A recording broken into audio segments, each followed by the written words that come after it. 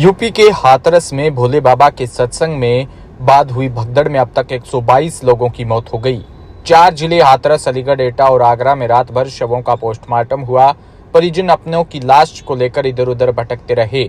प्रशासन ने अब तक 121 मौत की पुष्टि की है। हादसा मंगलवार दोपहर 1 बजे फुलरई गांव में हुआ। बुधवार सुबह 11:30 बजे सीएम योगी भी हाथरस पहुंचे। जिला अस्पताल में घायलों से मुलाकात की। घटनास्थल गए अफसरों से पूरे हादसे की जानकारी ली। प्रेस कॉन्फ्रेंस कर कहा गया कि हादसा साजिश जैसा है। लोग मरते गए, सेवादार वहां से भाग गए। उन्होंने न तो प्रशासन को सूचना दी और न ही मदद की। प्रशासन की टीम जब पहुंची तो सेवादारों ने उन्हें आगे जाने नहीं दिया। हमने भी कुंभ जैसे बड़े आयोजन किए, लेकिन ऐसी चीजें नहीं हुई। सीएम ने कहा कि जांच के लिए एसआईटी का गठन किया गया है। हाईकोर्ट के रिटायर जज, पुलिस के सीनियर रिटायर ऑफिसर की टीम भी मामले की जांच करेगी।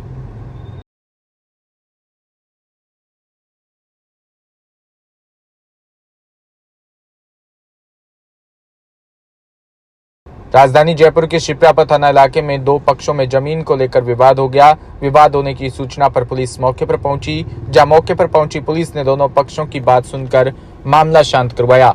साथ ही दोनों पक्षों की ओर से जमीन कब्जे को लेकर एक दूसरे पर आरोप लगाए गए। इस पर पुलिस ने दोनों पक्षों को थाने में लेकर पहुंची और उनके द्वारा दिखाए गए दस्तावेजों की जाँच कर रही है।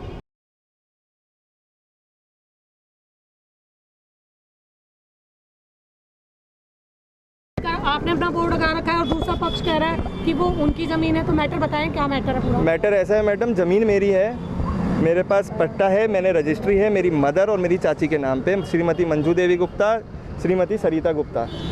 हमने ज़मीन खरीदी थी सोसाइटी से और हम पे नोटिस आया है जेडी का अतिक्रमण हटाने के लिए, क्योंकि जेडी की कार्रवाई चल रही है। आज मैं मेरी ज़मीन पे आया कि यार यहाँ अंदर 2 लोग थे, मैंने बोला यहाँ पे काम आप हटाइए यहाँ से, क्योंकि यहाँ पे कब से है पट्टा? मेरे पास पट्टा आप बता दीजिए। आप बता दीजिए कब से पट्टा आपके पास? 2016 से। 2016 से? हाँ। किसके नाम आपने है? लैंड परचेज करी थी? हाँ, उसके पूरे डॉक्यूमेंट्स है मेरे पास। कितने गज का पट्टा है ये मेरे पास 691 गज का पट्टा है। किससे ली गई है? ये मेरी ज़मीन ली गई राम किशोर जी सारण से। ठीक है, जेडी की लिस्ट में जेडी की लिस्ट में नाम है, प्रकाश और जेडी का नोटिस है यहाँ पे। पट्टा आपके पास? हाँ, रजिस्ट्री है। बता दीजिए आप। मेरा नाम है चमन गुप्ता। ये पट्टा किसके नाम है? मेरी मदर श्रीमती मंजू देवी गुप्ता और मेरी चाची श्रीमती सरिता देवी गुप्ता। तो आज से पहले पता था आपको कि मतलब आपके प्लॉट पे कोई और भी हक जमा रहा है? नहीं, आज ही पता चला? हाँ, क्योंकि आज मैं गया और उन्होंने बोला आप यहाँ से निकलिए, ये मेरी ज़मीन है। तो मैंने बोला ये मेरे पास कागज़ है, आपके पास आपकी ज़मीन है तो आप कागज़ ले आइए। आप ऐसे मत बोलिए कि मेरी ज़मीन है तो ऐसे तो हम क्या करें, हम तो कागज़ है, हमारे पास कागज़ है। ठीक है, आपका प्लॉट है और आप बता रहे हैं कि ये हम यहाँ पे कई सदियों से रह रहे हैं। ये न्यू सांगनेर रोड जो बनी है ये भी हमारे ज़मीन से ही निकली हुई है। ये ज़मीन मेरे दादो साहब जो हैं एक महावीर चक्र gallantry awardee holder, world war 2 में भी उन्होंने पार्टिसिपेट किया था और इनको सरकार की तरफ से गैलेंट्री अवार्ड और वर्ल्ड वॉर 2 में पार्टिसिपेट करने की वजह से सरकार की तरफ से ये एज अवार्ड के रूप में और अच्छी परफॉर्मेंस के वजह से उनकी बहादुरी दिखाते हुए, जहाँ पे उन्होंने एक सुसाइडल मिशन, जहाँ पे इंडो पाक 1965 खेमकरन सेक्टर वॉर जो अगर हमने जीता है और हमारे देश को बचाया है, वो सिर्फ और सिर्फ मेरे ब्रिगेडियर दादो साहब। पार्टी ये करेगी कि सामने वाली एक मिनट में आप पूछ रहे हैं ना मेरा क्या हक है, और दादो साहब ने ये फिर मेरे पिताजी के नाम पे गिफ्ट डीड के तौर पे, मेरे पिताजी के नाम जिनका नाम है नरेंद्र सिंह राजावत, और मैं भारत की फर्स्ट MBA सरपंच हूँ, जो मैं यहाँ पे हमेशा से रहती हूँ। और आप में शायद कुछ लोग जानते होंगे, यहाँ पे मैं घुड़सवारी भी सिखाती थी और यही मेरा घुड़सवारी का मैदान होता था।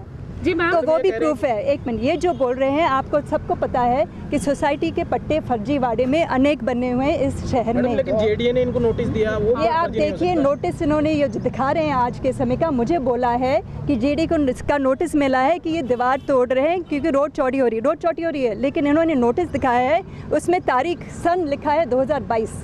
अभी कौन सा सन है? तो जेडीए ने मैम 2 साल अभी कौन सा सन है?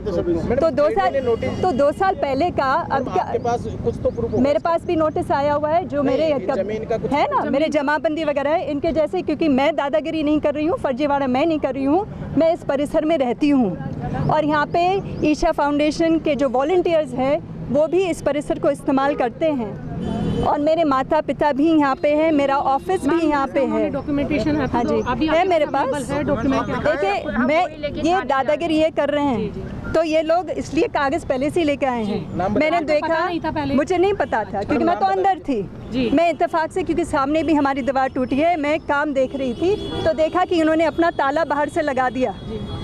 हमारे जो वॉलंटियर्स हैं उनसे जबरन इन्होंने ताला उनके हाथ से छीन के अपना नया ताला यहाँ पे लगा दिया। फिर उन्होंने देखा कि मैं वहाँ पे हूँ और जब मैं यहाँ पे आई उससे पहले उन्होंने आके उस बंदे को ताला फिर से पकड़ा दिया। थाने में सूचना दी? मैंने सूचना दी, 100 नंबर पे मैंने डायल किया और अब हमें बोला गया है कि थाने पे आओ। अब मैं मेरे कागज़ लेके थाने पे जाऊंगी। साथ में ये भी बताना चाहूँगी 2019 में यही चमन गुप्ता जो बोल रहा है इसको पता नहीं था, झूठ बोल रहा है, क्योंकि मेरी माता जी ने 3 FIR लॉन्च की थी। नंबर्स हैं 645/2019, 909 जिसमें चमन गुप्ता, कमलेश गुप्ता और मदन चौधरी जो सदबी चौधरी का पिता है। सदबी चौधरी का नाम उससे हटा दिया गया था लेकिन उसका भी नाम दिया गया था। इनके अगेंस्ट चार्जशीट है। एक मिनट, मदन चौधरी उसका पिता है। कागज पूछेगा। और साथ में एक और 944/19 में इन लोगों ने ये पूरी दीवार रात को 1 बजे गुंडे बेच के तोड़ी थी, जो भी FIR दर्ज कर रखी है। ये कहना चाह रहे हो कि सतवीर चौधरी भी इस मामले में इन्वॉल्व है और जेडीए पूरी तरह से।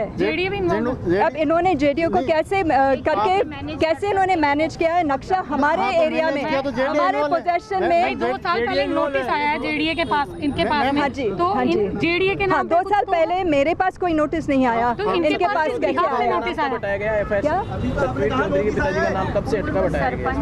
कब से हटाया गया इसमें? नहीं, सतवीर का नाम हटाया है। मदन जी जो उसके पिताजी उनका नाम है, उनके अगेंस्ट भी चार्जशीट है। जेडीए इन्वॉल्व है इस चीज में। 2 साल पहले इनके पास। देखिए, मैं लॉयर नहीं हूँ, मैं लॉयर नहीं हूँ, क्योंकि मुझे लगता है आपका अच्छा सवाल किया है, आप अच्छा सवाल कर रहे हैं, क्योंकि मेरा सवाल जेडीए से ये है कि जब हम यहाँ पे रहते हैं, अंदर रहते हैं, सर्वे किए बिना आप कैसे किसी को सोसाइटी पर अप्रूव कर सकते हैं? तो कहीं ना कहीं यहाँ पे इनकी मदद हुई है, कहीं ना कहीं जूनियर लेवल पे इन्होंने कुछ ना कुछ गड़बड़ की है। आप ये कहना चाह रही हैं जेडीए की मिलीभगत है इसमें, तभी इनके पास नोटिस आया है? यस, ठीक है। मैम आपका नाम? मेरा नाम छवि राजावत है। जयपुर से खबर, जहां ज्वेलर्स एसोसिएशन की ओर से 5 से 7 जुलाई तक सीतापुरा के JCC में JSS 2024 के जयपुर के जड़ाऊ गहने और रंगीन रत्नों का भव्य संसार सजने जा रहा है। JS 2024 देश के सबसे बड़े B2B शो में एक है। ये ग्लोबल ज्वेलरी ट्रेंड में JS 2024 अंतर्राष्ट्रीय स्तर पर शीर्ष प्लेटफॉर्म पर है, जहां जयपुर के ज्वेलर्स और रत्न व्यापारी अपनी ज्वेलरी के साथ प्रेसियस और सेमी प्रेसियस कलर स्टोन का प्रदर्शन करने वाले हैं। ज्वेलर्स एसोसिएशन जयपुर के उपाध्यक्ष व सह संयोजक राजू मंगोड़ीवाला ने बताया कि ये शो अपनी भव्यता का एक नया कीर्तिमान रचने वाला है। इस बार ये शो 40% ज्यादा विस्तृत और विशाल होगा।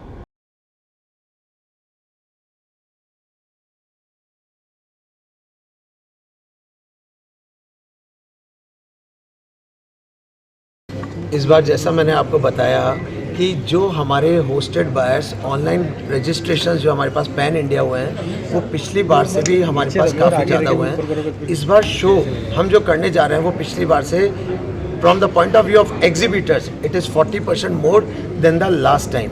और हमारे जितने भी प्रोमिनेंट ब्रांड्स फ्रॉम जयपुर हैं, क्योंकि हमारा उद्देश्य है कि जयपुर का व्यापार ज़्यादा से ज़्यादा बढ़े, तो हमारे जितने भी प्रोमिनेंट एग्जीबिटर्स हैं, ऑल मैन्युफैक्चरर्स, होलसेलर्स, वो कहीं ना कहीं इस शो के प्लेटफॉर्म के ऊपर हैं। सर 3 दिवसीय कार्यक्रम रहेगा, किस तरीके से क्या क्या आयोजन किए जाएंगे? सम्मान समारोह का भी आपने बताया।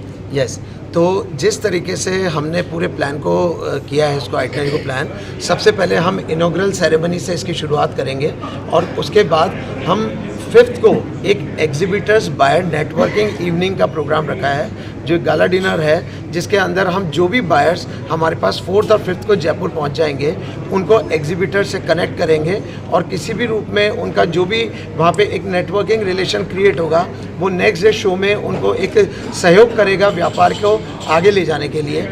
उसी रूप में हमने 6 तारीख को भी एक ज्वेलरी एमिनेंस अवार्ड के माध्यम से एक पूरी नेटवर्किंग इवनिंग रखी है कि उस दिन भी हमारे जितने भी बायर्स हैं, पैन इंडिया जितने भी हमारे नॉमिनीज़ हैं जो अवार्ड्स के लिए नॉमिनेट हुए हैं, वो सारे भी हमारे साथ उस दिन 6 तारीख को इसके अंदर नोवाटेल के अंदर हमारे साथ रहेंगे और बायर्स का और एग्जीबिटर्स का वो फिर एक माध्यम बनेगा एक दूसरे जुड़ाव के साथ। ज्वेलर्स एसोसिएशन जयपुर, इसका ध्येय एक है कि जो जयपुर एक पहचान है कलर्ड जेमस्टोन इंडस्ट्री में रंगीन रत्नों के लिए जो पहचाना जाता है, तो उसको ज़्यादा से ज़्यादा बढ़ावा दें, उसका प्रमोशन करें।